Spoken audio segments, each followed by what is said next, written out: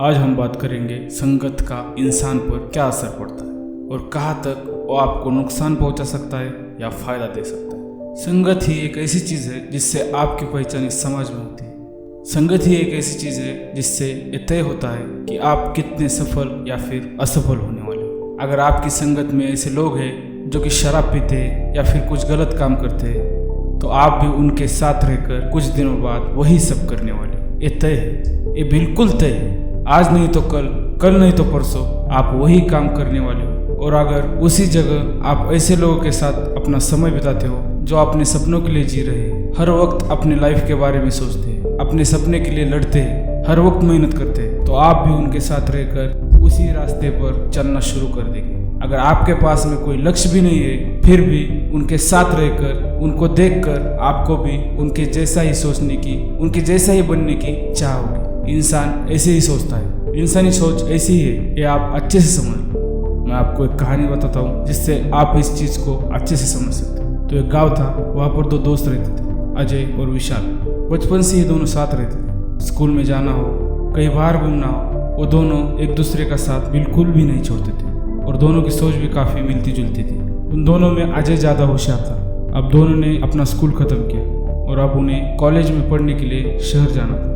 तो दोनों ने एक साथ ही एक ही कॉलेज में एडमिशन लिया। अब कुछ दिनों तक सब अच्छा चल रहा था, दोनों की पढ़ाई अच्छी चल रही थी। अब नए शहर में जाने की वजह से दोनों के वहाँ पर कुछ दोस्त बने। अब उनकी क्लास में कुछ ऐसे भी लड़के थे जिनको बुरी चीज़ों की आदत थी, उसमें सिगरेट पीना हो या फिर शराब पीना हो। अब वो लड़के भी इनके दोस्त बन चुके थे।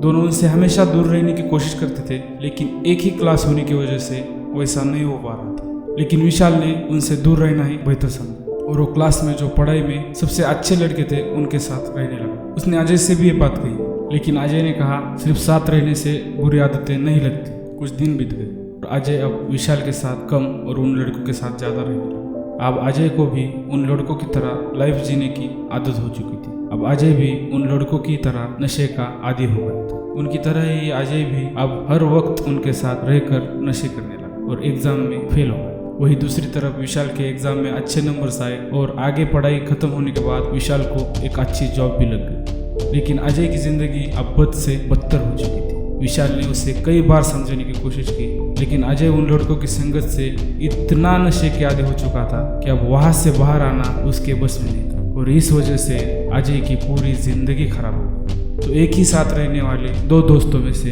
एक जिंदगी में सफल हो गया तो दूसरा बुरी संगत की वजह से असफल हो गया। अगर अजय ने समय रहते ही अपनी संगत को बदला होता तो वो विशाल से भी ज़्यादा सफल हो सकता था। तो इसीलिए अगर आप बुरी संगत में हो तो संगत को बदलो, आपको बदलना ही पड़ेगा, तभी आप अपनी ज़िंदगी में सफल हो सकते हैं।